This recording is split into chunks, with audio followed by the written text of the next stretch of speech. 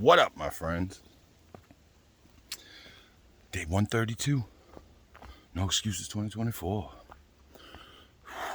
You know where I'm at. You know what I'm doing.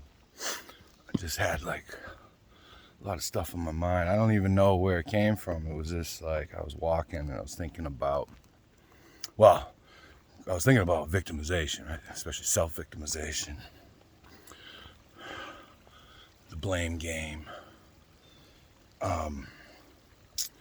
And somehow, like, in my mind, I started thinking about where I grew up.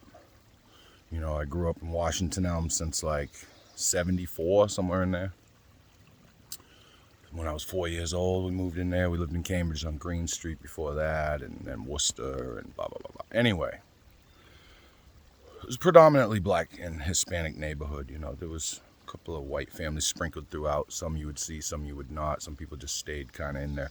And plus, we had like these little courtyards between buildings, and the one that I lived at was pretty popular with the kids, so there was always, you know, tons of kids. We'd play over the top and, you know, kick the can and all kinds of stuff, right?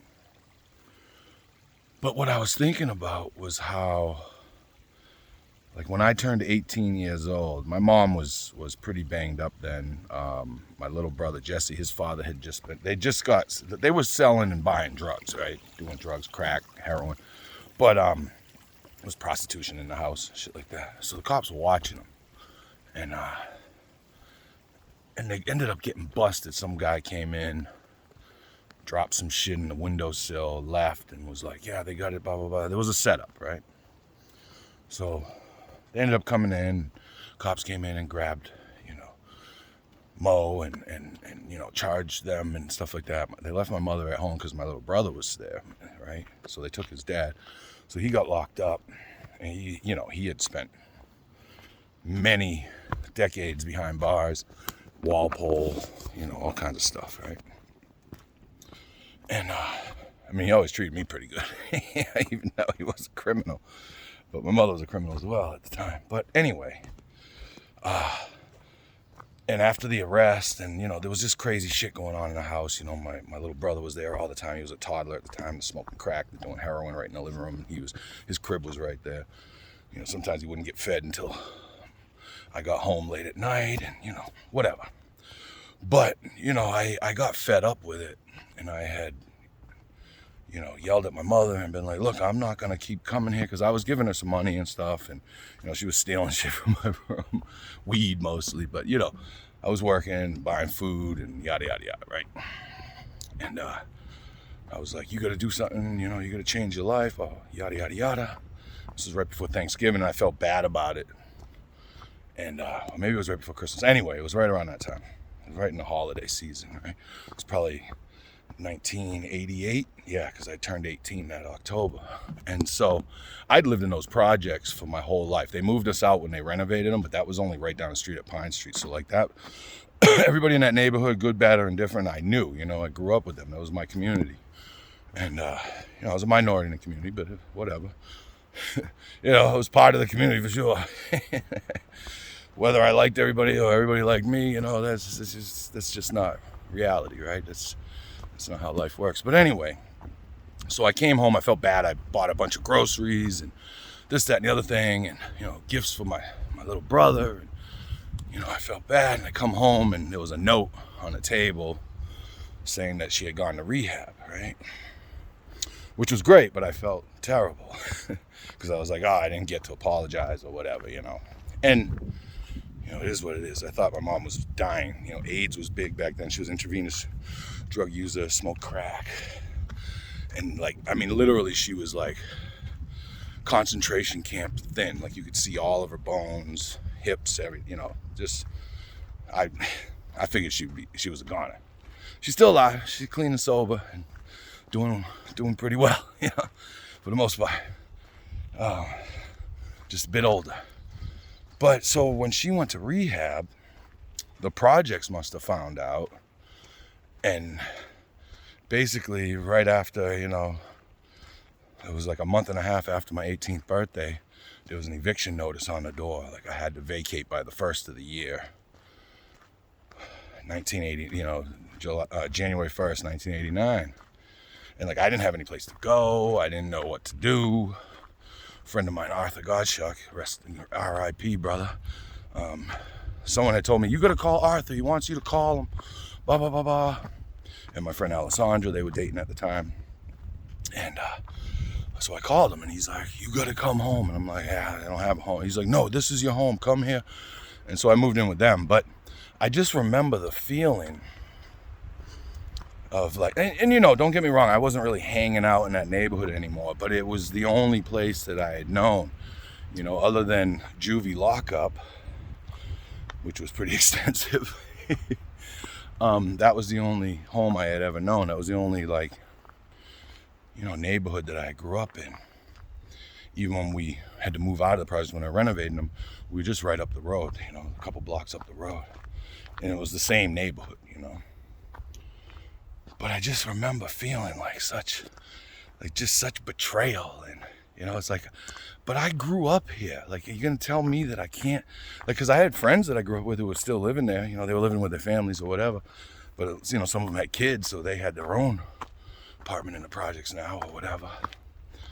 And I just felt so betrayed. I was like, kicking me out? Like, I'm from here, you motherfuckers. And I don't mean the neighborhood, but, you know, partially.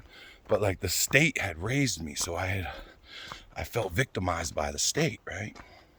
They had raised me in juvie. I grew up on welfare. I was in public housing for the vast majority of my life up until about 18 years old.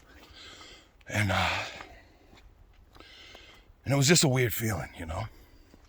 It was good I moved out. I ended up moving back to that neighborhood years later, you know, because it was cheap down there because it was the hood. And, you know, I knew basically everybody. I knew, you know, where to stay out of, you know, at what times and this and that. And I didn't really have any trouble down there later on, you know, when I was an adult.